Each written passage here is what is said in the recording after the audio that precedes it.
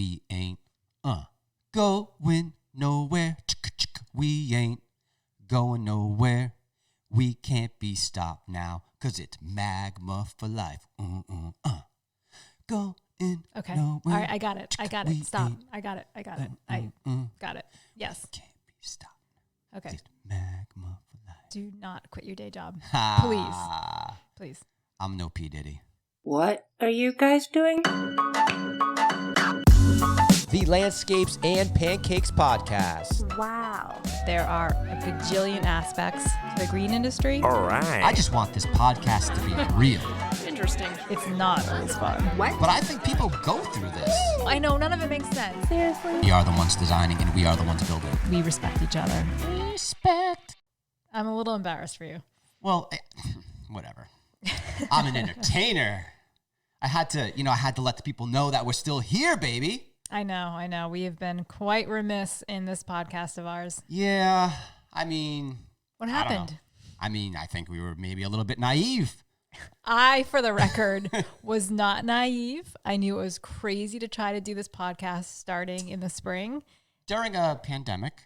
Well, we didn't know about that part. That's true. But yeah, I sort of had a feeling it was going to be a little hard to keep up with. I got that feeling deep in No, my stop. bone. Okay. No, stop, please. Well, you are right. But no biggie. No biggie. See? Going back to the P. Diddy. Yeah. You see what I'm saying? You see what I did there? Oh, my God. No, but so listen. I think there would have been a time when I would have been really frustrated with us, that I would have felt like, we weren't following through, and No, you would have told me all the things I wasn't following through with. maybe. And then beating Definitely. and beating myself up as well, right, in the process. But here's the deal, right? So we got busy in a weird way. It was a weird busy this year. Well, I think as soon as the kids weren't in school, that's but true. we were still working, I think I just couldn't put any brain power into anything other than Yep. the two most important things, which was obviously to keep work going and to deal with the kids. Right. And I think we had that initial, which I think a lot of people did, that initial thought, like, all the work's going to dry up. We're screwed. It's like the end of whatever, making a living in this industry. But, everything just got turned around. Obviously, the kids, I overlook that now. That seems like that was years ago. And we're still living it, people. Yeah. Our kids are not going back to school.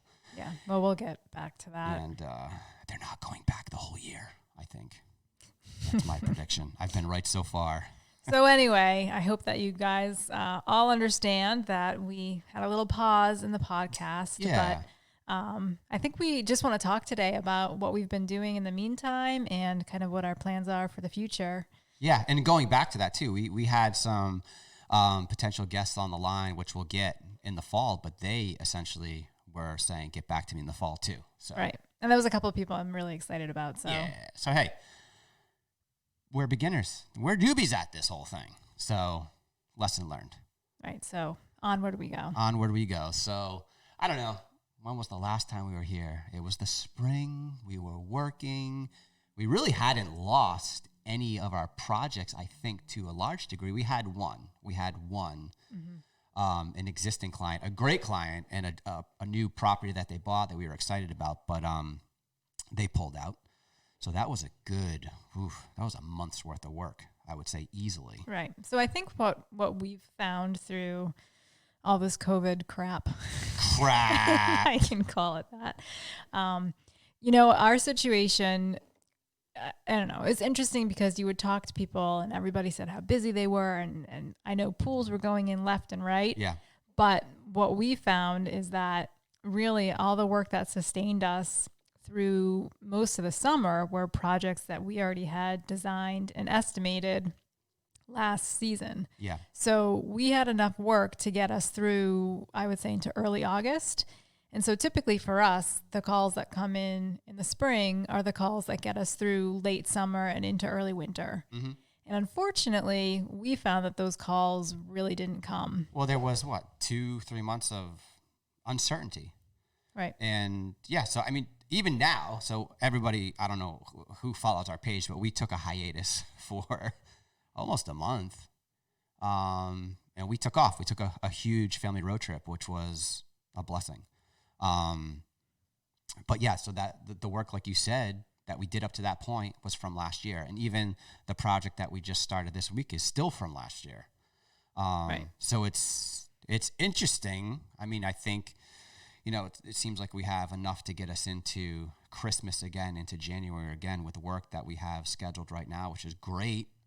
Well, truth be told, these are all projects that clients are pretty enthusiastic about, but I do not have signed contracts for. So there's a lot of uncertainty where we are, and I would really love to hear from you guys either on our Magma page or our Landscapes and Pancakes or call page. into the podcast, right? Oh, wait, no, you can't do that. This isn't radio. I'd really love to hear how you guys are doing because, again, it's like I'm seeing and hearing people say how busy they are, but I know it feels like clients are doing a lot of small stuff, but I'm wondering if it's just our luck or if you all are finding that it's harder to get the bigger projects. The projects that are 3-4 weeks, 2 months. I don't know. I'm wondering if those are out there as readily as they've been. I don't know. I think they are in dribs and drabs.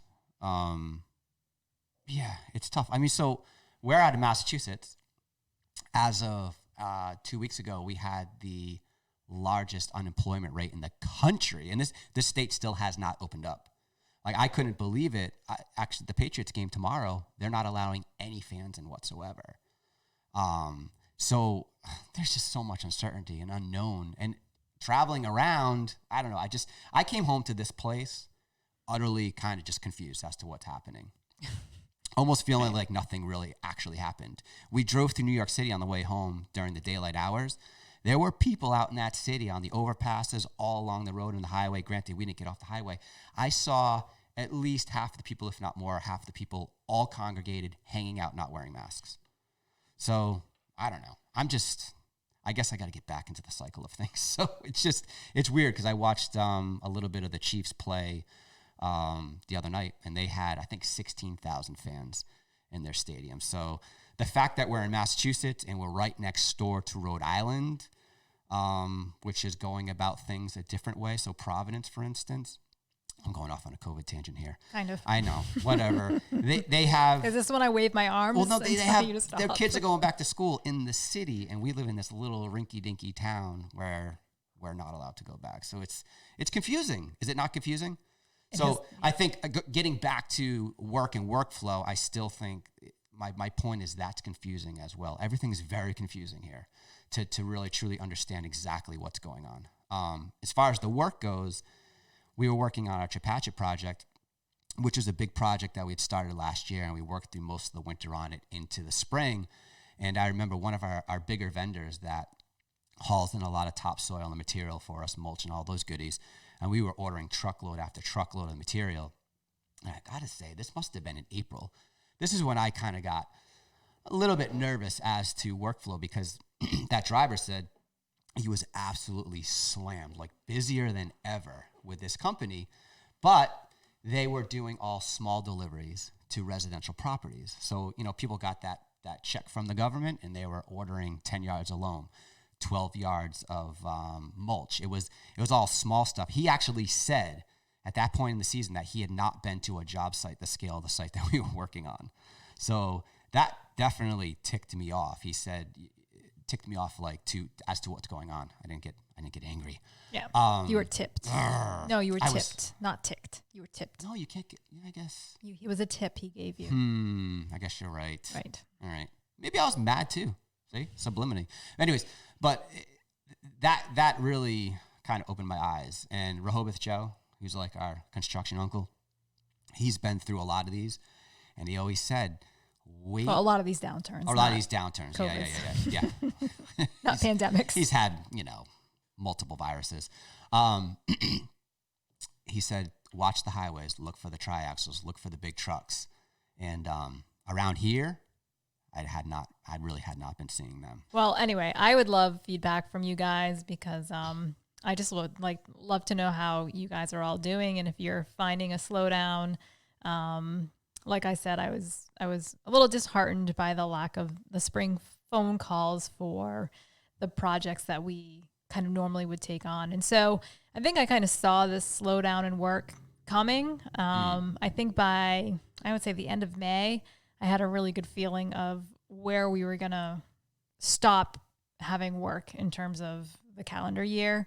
And interestingly enough, that sort of coincided with when we normally take our family vacation. So we normally take a family vacation at the end of August.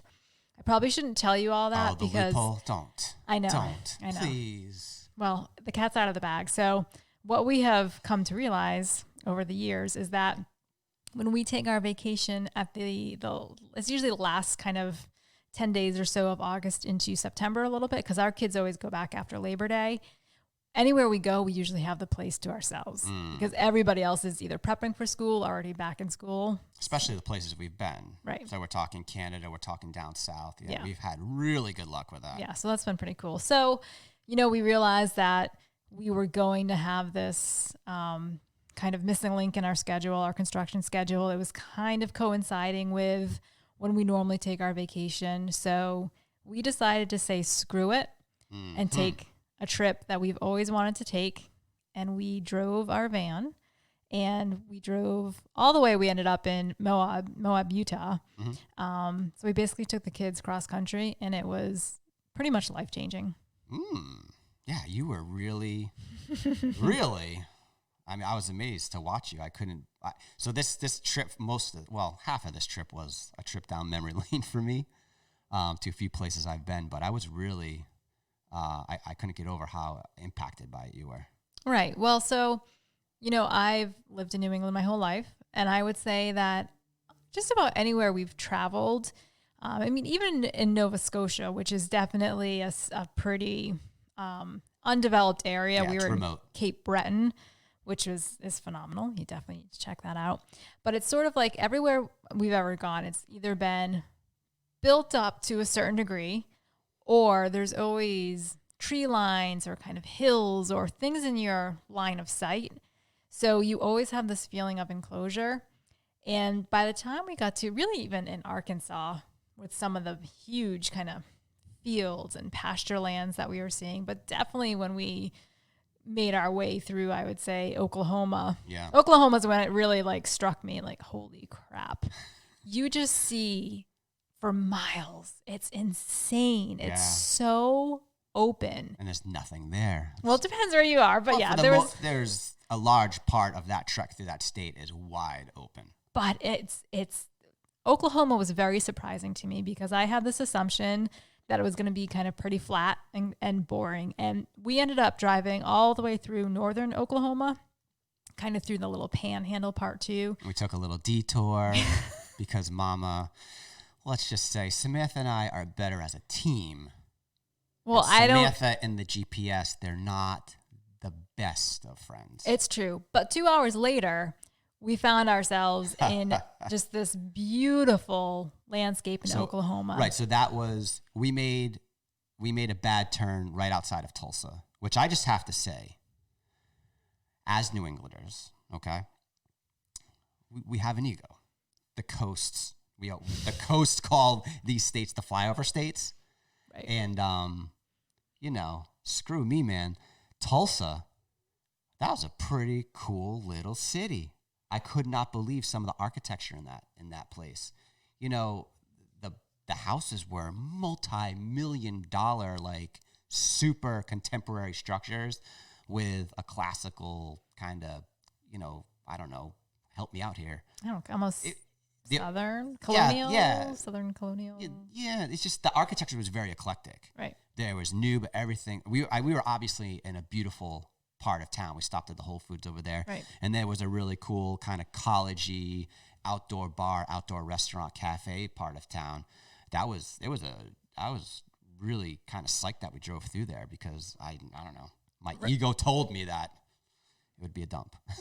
I'm sorry. Wow. I know. Honesty. I'm admitting it. But driving in, the countryside, for lack of a better term, it was just these sort of very gentle rolling hills and grasslands and cattle pastures and lots of different kind of pastel colors, and the sun was setting at one point and just open. Oh, hi, Maggie. You better let her in. Can you please leave? You better let her in or she's just going to bark.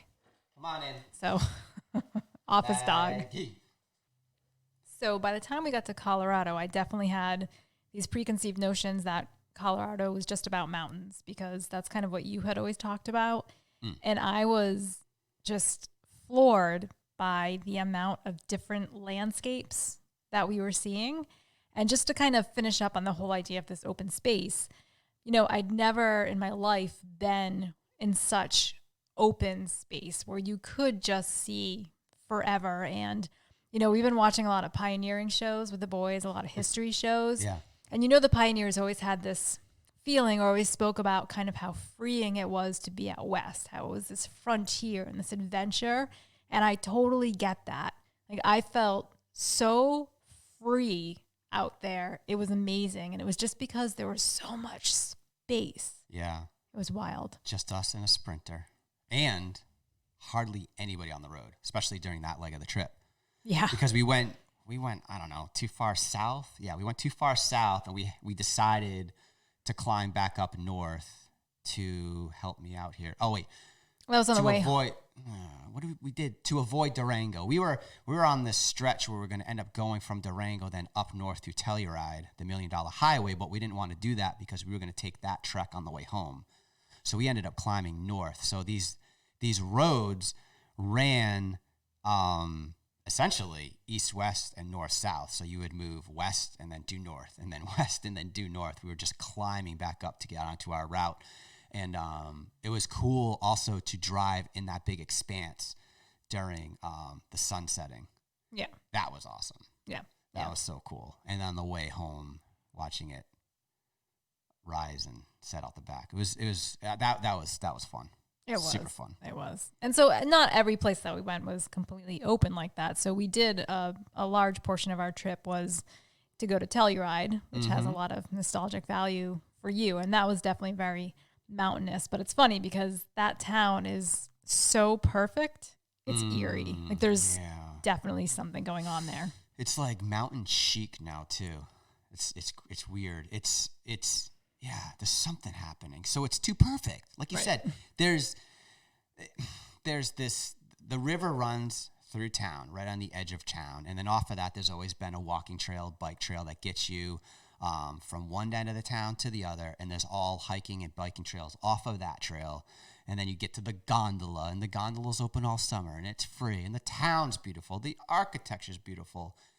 And beautiful recreational fields. Oh my God, amazing! Yeah, that's where they have skate park and beautiful playground and ball fields. Yep, everyone's happy. It's so, I don't know. It's there's like I said, there's something going on. I was telling Samantha there's something going on behind closed doors here because this place is just laid out too perfectly. It's planned too perfectly. Like they're certifiably like eating children behind closed doors. They're like. They're blood-sucking zombies. Yeah, well, I don't know about that. But at the same time, you know, we have this conversation about how it's interesting because, I mean, literally every single house is super cute, but every house looks super new in a way. And I mean, I think there was maybe 2 houses that looked like they hadn't been bought up. The old shacky style houses. Yeah, that's I remember the town being in large part a number of those. And there were some houses down in the valley where all the open space has been conserved. They've done an amazing job conserving space there. Right. Obviously, cluster development. It's almost, I don't know if they planned it that way or if it's necessarily the way the land's laid out. It's a small valley, so there's not much you can do. But the houses that you see coming into town on the left there, Samantha, those used to be some real houses. Not shanties, but, you know, lived-in looking older houses, and those are all gone. And the people that I knew working there, that's where they lived. That's where they rented houses and apartments. So I don't know where the working people can afford to live there anymore. It's right, because every time we go on vacation, we always think we're going to move wherever we vacation. So we of course looked at the realty market, and it does. It makes you question, where do the people who work in this town? I mean, where can they afford to live? Like, who are the people that are actually living here, and how do they live here? Well, it's also a very transient town still, because I talked to one guy who couldn't stand living there. He wanted to move to Rico, which is like 45 minutes away, which is out in the middle of nowhere. But even the rents there were pretty crazy. And that's a road that gets shut down in the winter. So those kids in Rico go to Telluride High School, but certain times of the year, the road's shut down and nobody can get over there. So it's wild how the sprawl, kind of the financial sprawl has gone since I was there last. But yeah, I don't know. I know people move in and out of there. We saw a girl at the supermarket in the landscape truck, remember? Because typically every time we go somewhere, and if I spend a few days, I'm always Googling like the local landscape architects and the design build firms, because I'm just curious as to what's going on, like what the market is like, to see what style of construction's happening. And I had actually done that with this one company, and I saw that girl in the parking lot in the company truck at lunchtime, and I was like, hey, I had a question for you. Like, what do you do in the winter? And she's like, I don't know, I just like kick around, work in restaurants or whatever, work on the mountain. Because everybody here she was young. Yeah, everybody here does snow removal. And if you're doing snow removal, you miss the good powder days. And I was like, yeah, that's how I remember this town. But yeah, so I don't know. I don't know what they do. Well, it's funny you say that too, because the other thing we always do is we look up average temperatures. Woo, yeah. And so I just want to tell you Colorado folks that you guys are hardy, and I will never complain about winter in New England again. But I don't think the winter's as bad there. You're committed. So like if you're in an area where you're going to get dumped on with snow versus here. Yeah, but some other roads get shut down. Like, what happens if your road just gets shut down? You better be prepared for that. Yeah, but they're pros. Everything's so sustainable there. There's nothing that you want or need in that town. Well, I'm sorry. I think you guys are damn hardy, and they are. But also, what were we told? It's sunny there almost all the time compared to here. Because we ran into a woman from Brockton, right, who was quite vocal about how much she doesn't miss New England. Right. No, she loves it there. She's like, here it's always sunny in the winter. It might be cold, but it's sunny. Which she said it might snow, but then the sun comes out. With that being said, it was, I had been talking about just being so excited to show the kids the stars out west. And believe it or not, as many days as we were out there, we never saw them because of the fires. Well, it could have been weather too. I don't think it was just. It was hazy the whole time. It was that strange kind of like glowing blue light to all the pictures that we took, and that was that film, that haze that was like looming over there. Well, we saw them in Missouri, so we can always treasure that memory. They're just pretty cool up higher in elevation, and then Moab was a little bit overcast that night. Oh, so the night we didn't sleep. So Moab is amazing. So in true Samantha and Neil fashion.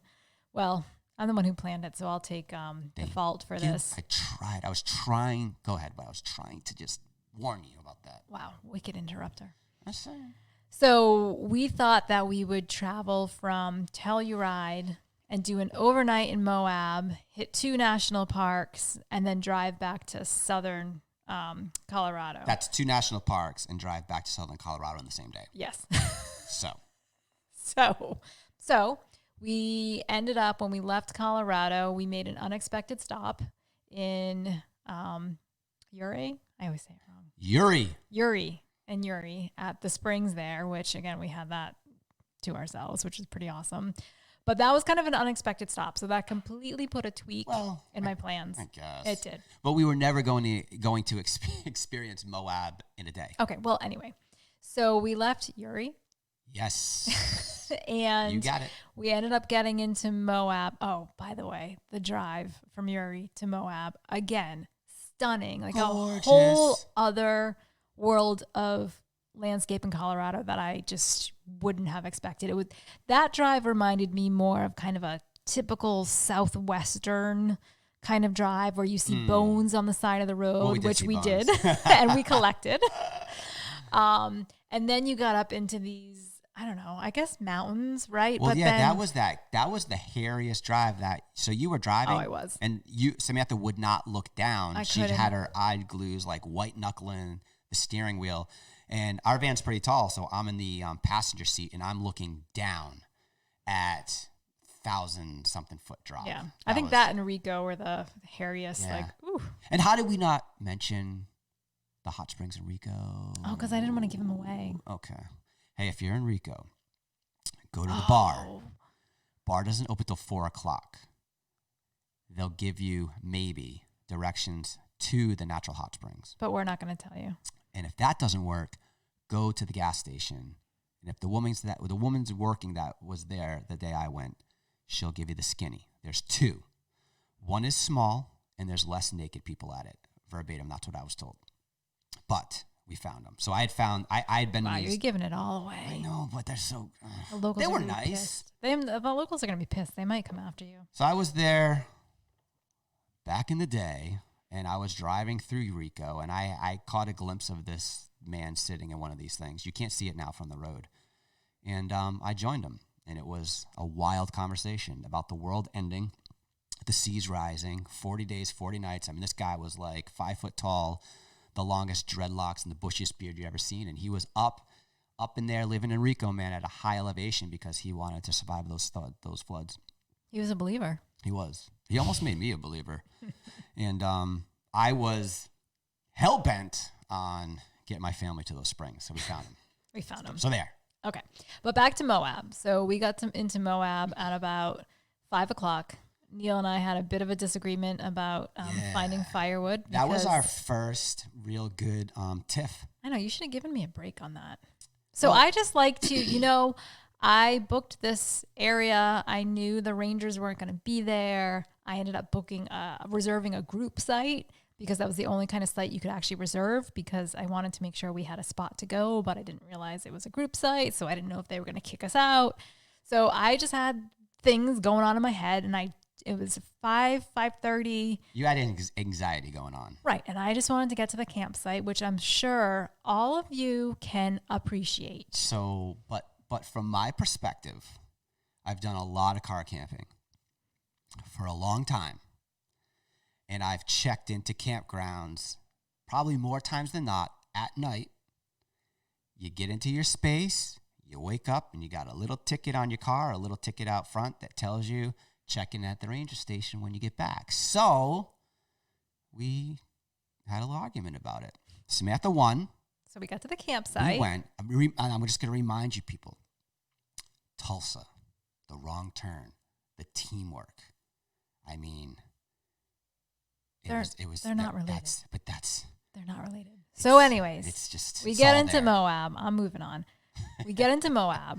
We start seeing these just beautiful red rock formations, and the sun's starting to set a little bit too. So the light that was on them was just like pinky sky. Oh God, it was glowing. It was amazing. So we stayed at a place called Sand Flats Recreation Area, which I highly, highly recommend. Oh yeah. Because literally you're camping on sand, which was really cool. So it was this like pinkish sand with these really crazy looking junipers. I mean, the junipers look like the junipers we had here. They look like Junipers virginiana. Yeah. All buried, but kind of more gnarly formations. And then we had some rock formations behind our site. Nothing tall, like tall enough for us to have fun and the boys could climb up. Yeah, it was like a little bluff almost. Yeah, and lizards all over the place. So we get to our campsite and Neil drives off in a huff. To get firewood because we needed firewood. Mind you, I think when we got there, it was probably 85 degrees. I mean, it was nice though because it's a dry heat. There's no humidity. I know, you keep saying it was still hot. Because I could just live in that. So in a way, I'm kind of like, I don't think we need a fire because it's so hot. But, you have to do the whole So mind you, we have 2 kids that anytime we camp are just, well, specifically Cyrus, just jonesing that whole day for his s'mores. That's the whole, right, the highlight of his day. He's just waiting for that. And you're hearing about it the whole time. So me as a father, I had a responsibility to go get that wood. I had to. I know. So we got the wood. We did dinner. We did the s'mores. We got the everything set up, tent set up. The fire's going. I'm desperately looking for stars. And then finally I kind of gave up on that. And we all sort of went to bed. Neil decided to sleep outside of the tent because he felt like it was just too hot. It was too hot, yeah.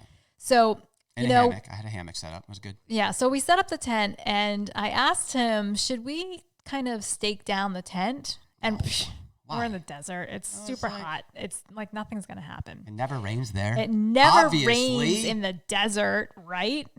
So, and then we have the windows and the door, kind of the flaps you can zip up to cover those. We have them unzipped so we can get more airflow in the tent.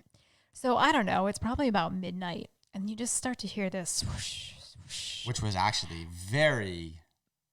It was a relief to get the little bit of wind flow. It felt nice. But then you start hearing the flaps just hit against the flaps, tent, just flapping, and the zipper. Zip, zip, zip, So zip, my flap, flap, hammock, flap, flap, my flap, zip, zip, hammock zip, was flap, like flap. a sail in the wind. It was like. And then you start to feel the tent starts like moving a little bit. And I'm like, all right, we're fine. But then I start feeling, because we didn't put the overhead, I don't know, like the canopy over the tent, because we were just trying to get more airflow, and it doesn't rain there. And so then I just feel this drop. Which initially felt kind of good. Which did. And I thought, okay, it's a few drops. It never rains in the desert, so we're fine. So, of course, it does rain. And it desert, did and rain. it did. So, I don't know. It's probably 1 o'clock in the morning now, and we're like, shit. So, we had this overhead pavilion that was on our site. So, we dragged the tent under the pavilion. We had to move the picnic tables We had to move first, the picnic which were tables, the heaviest like picnic tables in the world. Right. So we dragged the tent under the pavilion. The kids, I think, were still in the tent. We're just dragging them in. Were they sleeping? I don't know. I don't even know. I know at one point it was funny because when they did get out of the tent, one of the sleeping bags was blowing around because stuff was blowing around everywhere. And it was just this black thing in the night. And my youngest kid looks at me, Cyrus, and he goes, Papa, I think there's an animal right there, like right next to me. And I'm like, no. It's just. So we get the tent under the pavilion, but we still don't stake it down. So then it starts pouring. The tent, when I tell you, I mean, there was me as a small adult and 2 children. When I tell you I actually was concerned the tent was going to blow away with us in it, I am not exaggerating it. The winds that came through there were crazy. Yeah. They were refreshing, though. They were refreshing. I still didn't go in that tent. I slept on the... You slept onto the picnic table. Yeah, I put the picnic table as close to the tent as I could, and I just put my mat down. And actually, I was quite comfortable, but the tent was rattling. It was just... Right. I don't know. I think if we slept, me personally, like 2, 3 hours, I'd be surprised. Right. But the next day was phenomenal. Oh, was it ever. So this was the day that we were supposed to do... two parks, right, and then get back to Southern Colorado. I also had to go riding because I was literally, we were a quarter of a mile away from Slick Rock, right. Which I had been to Moab. I never rode my bike there, so I had to do that. So I woke up at 6 and I went mountain biking, and then we went for a phenomenal family bike ride on the Colorado River. Yeah. The bike trail through there is unbelievable. It was awesome, gorgeous, awesome. And then we did 2 parks, right. And then meanwhile, I'm trying to convince Samantha that, hey, we have to sleep in Moab tonight. And she's like, no, we got to stick to the plan. We got to stick to the plan. Well, we already had a place paid for. Right. Until you finally. Until about 4 o'clock when we relinquished. Still hadn't left for the 3-hour drive to Southern Colorado. And I was like, all right. Yeah. I'm in. We're staying here tonight. Yeah. So we spoiled ourselves with, I forget what the place was. It was like a pretty incredible, like 3 pools in the courtyard with jacuzzis and all kinds of things for the kids to do. So right. And then that was nice because in the morning we explored downtown Moab a little bit. We went to this really awesome rock and fossil shop. That's true. But we also slept. We also slept in. With air conditioning, which was kind of cool. It was nice. But yeah, downtown Moab is funky. It doesn't really feel like a downtown anymore. It feels like a vacation strip. Right. From what I remember. But there's still some pretty cool funky shops there. Yeah. So, yeah. So that was great. We got some bling. Yeah, and then we headed down to Durango area in Colorado, which again was a completely different landscape. I mean, my God, Colorado is amazing. Yeah, it not my favorite town. Durango rather. We stayed outside in Hesperus, which was like, from what I was told by a local, was a bunch of old hippies with dogs for the most part. Which seemed to be accurate. Yeah, but so let me say this. I got really frustrated with our town, Rehoboth, on this trip because Telluride had that amazing park system, right, and athletic fields, and the school was state of the art. So we have some really high-end, expensive private schools here for middle school and high school in and around Rhode Island where we are. And this school, its grounds blows those schools away. This looks like a $30,000 a year private school, this high school. So a lot of the schools, I think most of them that we saw looked brand new everywhere we went, even in the smaller towns. It was crazy. And they all had parks, and they all had skate parks. Like right. And we drove every through, single one and of some them. of the towns we drove through. And what was cool about the GPS is it would give us shortcuts. So it would send us through different towns, no matter what state we were in. But in particular in Colorado, it was pretty amazing to see that even the towns that were really small, and you could tell just were not as wealthy, even those towns all had decent community parks. Mancos had a skate park. Right. And at some point, this town had one, and they took it down because someone was going to get hurt. Like, Yeah, our town. duh. Yeah. Guess what's going to happen at a skate park? At some point, someone's going to break their wrist. So what? But so I was mounting frustration with that. But it was incredible to see. It was incredible to see the little parks that they had everywhere. But the rivers are gorgeous. Just recreation everywhere. Right. It's just endless. You're driving down, no matter what road you're driving down. It's access to the national forest here, access to the national forest there. Right. That was the most impressive Yeah, thing. camping everywhere. Yep. Camping everywhere. Yep. It was pretty cool. Yeah. Reservoirs that you could swim in. Yeah. Again, just every I don't know, every hour it was something new that you could find as you were driving. And another big thing that you could do outside. And it was just amazing to be around that sort of accessibility to outdoor activity. Especially coming from where we live in New England, because there you can pick a place to go swim and be at it within a few minutes.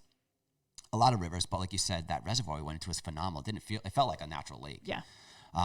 It must have been dammed off somewhere, but that was beautiful. That was coming up through Salida.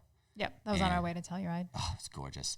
And, living where we live in New England, we have our smaller mountain ranges and we have our beaches, but to get to the beaches in Rhode Island, Massachusetts, it's almost futile. It's actually something that's been disturbing me more and more as I get older, because they're hell to get to, and you got to pay a lot of money to get into them. They're just not accessible. Right. And they're certainly not accessible for people on fixed incomes. Right.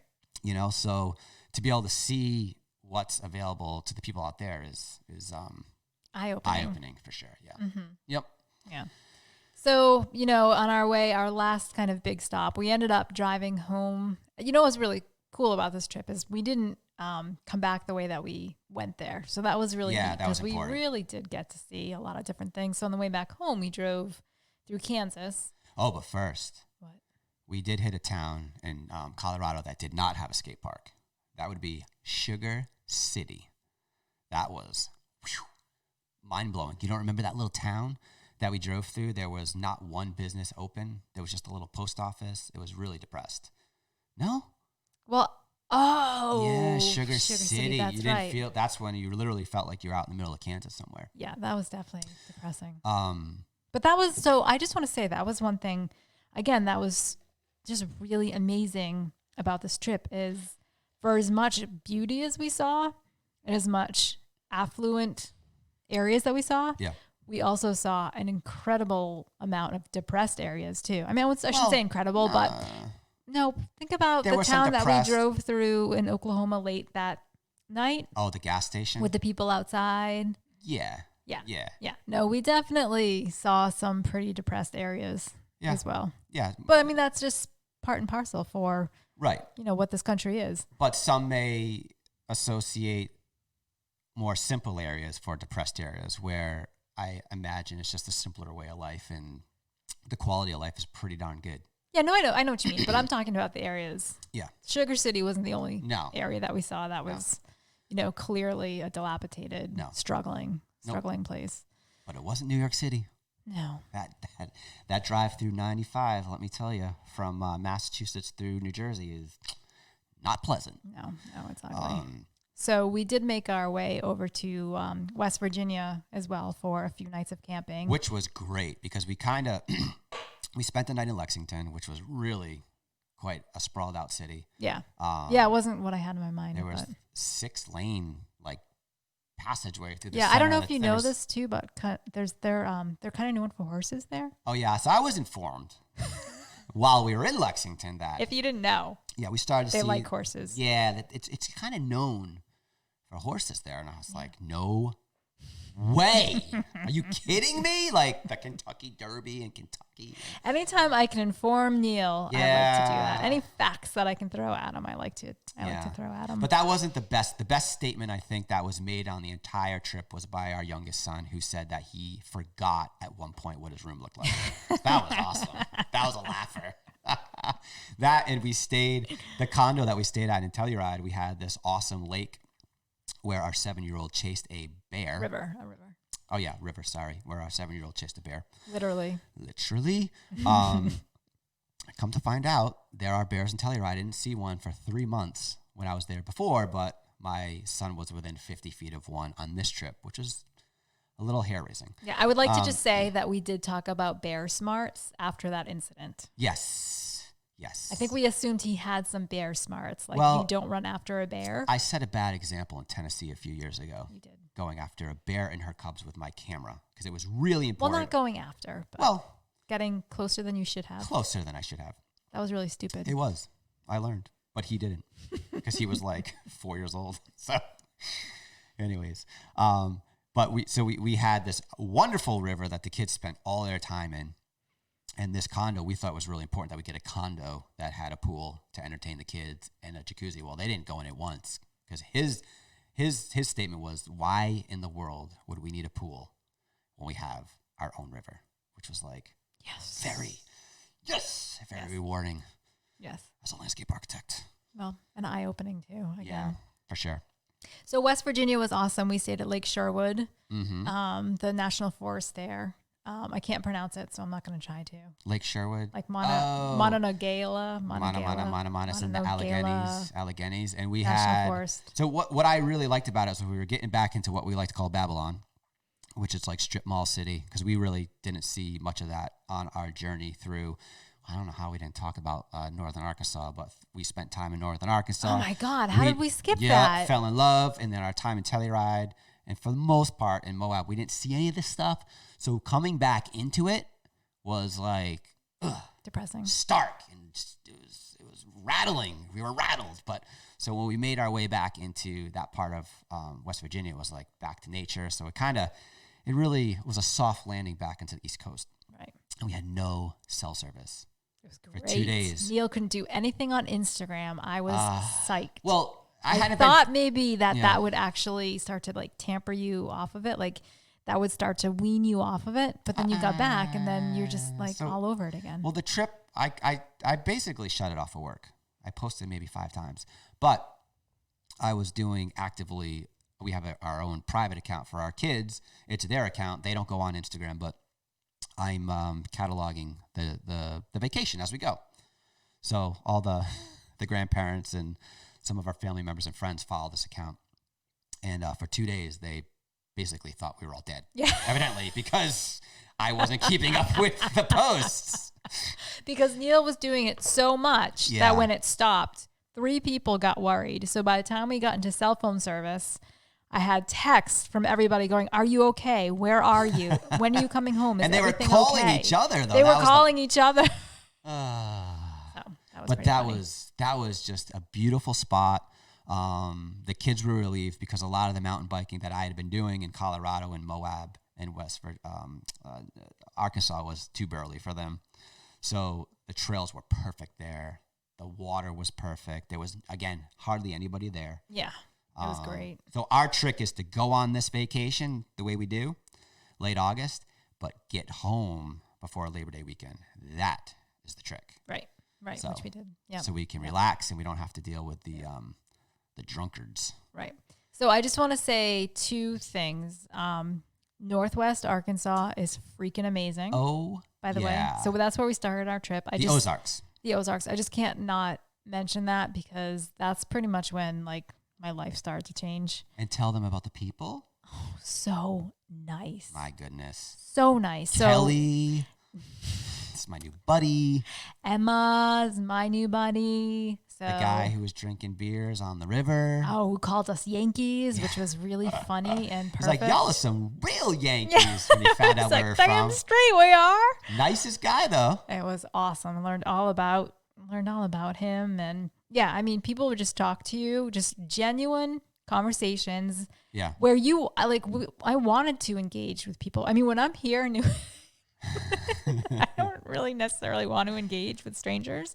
Well, I think that's just the common vibe. I know, because we're so cranky here. Well, we got a lot to do. So We cranky. don't have a lot of time to do it. Well, it's ridiculous. So really, by the time we hit the Midwest, which, Midwesterners are known for being nice, but by the time we got to Arkansas, I mean, the people were just awesome. Beautiful, beautiful land. Buffalo River, if you ever get the opportunity to check out the Buffalo River area, it's just, how I've been describing it is, the landscape is gorgeous, but it's very welcoming. So it's not, I picture the Grand Canyon to be so stunning that it's almost too much. It's not welcoming. You're just in such awe. The what? The Grand Canyon. Oh, I didn't know you'd have been. No, I'm saying that's how I picture it. Oh, okay, sorry. I picture it to be so amazing and awe-inspiring that it's actually just overwhelming. But the landscape that we were in the Buffalo River area was genuinely so beautiful. And like manageable in a way. And manageable for your mind that it was just incredibly welcoming. Oh, and we crawled through a cave. Holy crap, that's right. We crawled through a cave. I don't know if you're supposed to get to. I think that they may have been shut down. But there were Do no we not know signs. that? We don't know that because there were no signs that said that.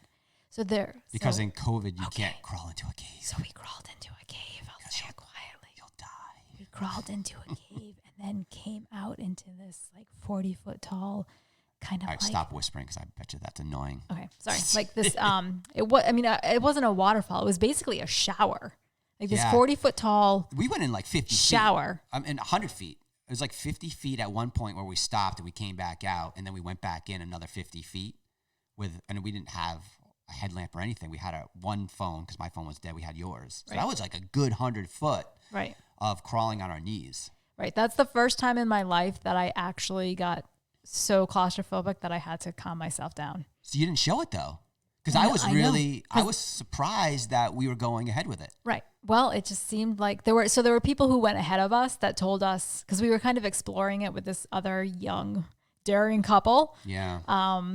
But they went ahead of us and we were like, I'm not going in there. But then they came out and they said, you should really check it out. Really it's shame. safe. Yeah. It's safe and you should really check it out. Really shame on us too, because they were from Key West. So what does that mean?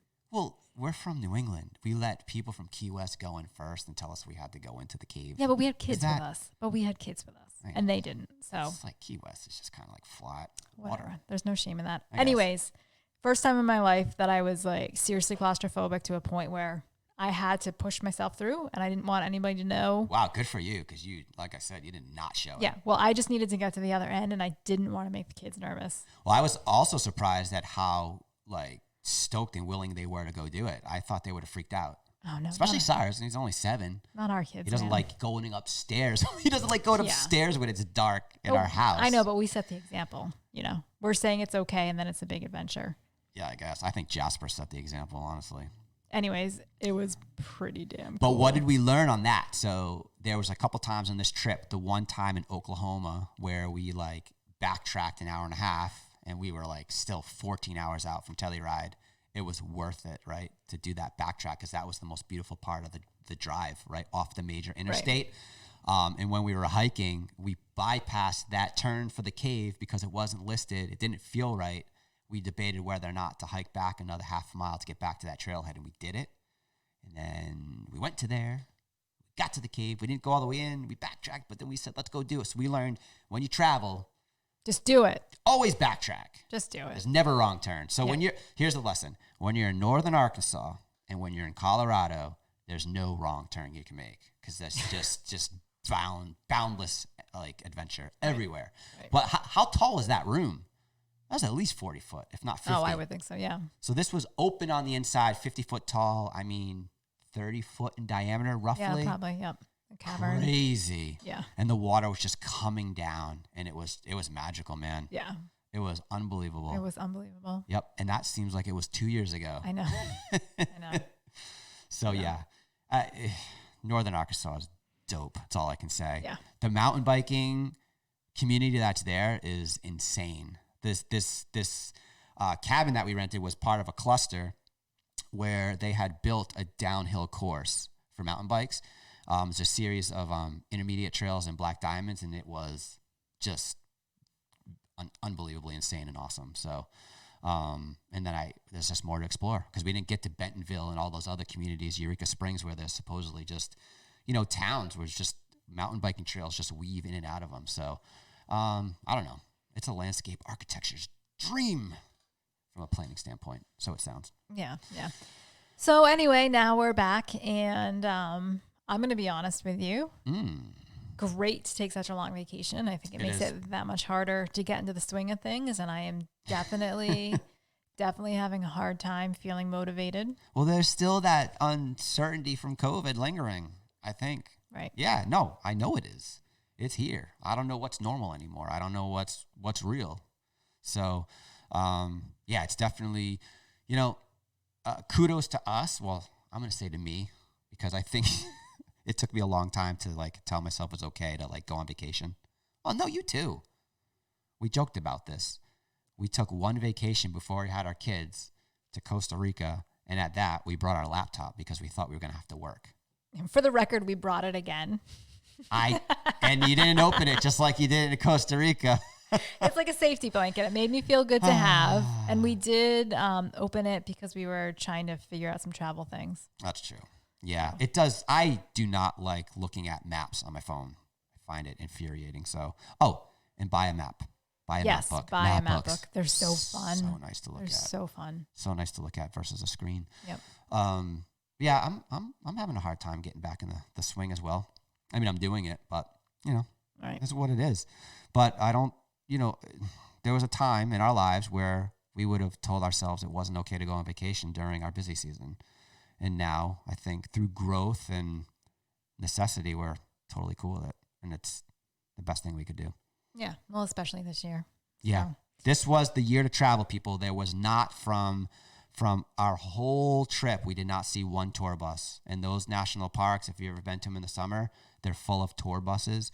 I kind of figured, I think we both figured that traffic would be down this year. But we underestimated the European factor. There's no Europeans here. So there's a lot less traffic. Mesa Verde, I think we essentially had that park to ourselves. It was insane. Right. We maybe saw 50 different people there the whole time. Yeah. Traveling through the whole place. So if you can do it, go do it. This is definitely the year. And I don't think there's really necessarily anything to fear because everywhere we went, everyone was masked up going in and out of places, except for some Kansas Cowboys here and there. But I don't know. It's the year to do it. Yeah. And if this keeps up, where are we going next year? Grand Canyon, Yellowstone. Let's do this. So anyway, we are back. We are ready to start podcasting on a regular basis again. Yeah, and we have some people. We got some cool ones. And keep working and keep putting the content out there, and we'll just keep going. Yep, we hope you all are killing it with your business and busy and loving life and healthy and happy, and get outside, get some fresh air, get some vitamin D. Keep rocking. Thank you, everyone, for listening. Please be sure to follow us at Landscapes and Pancakes _podcast on Instagram. Be sure to subscribe, rate, and comment where you listen to this podcast.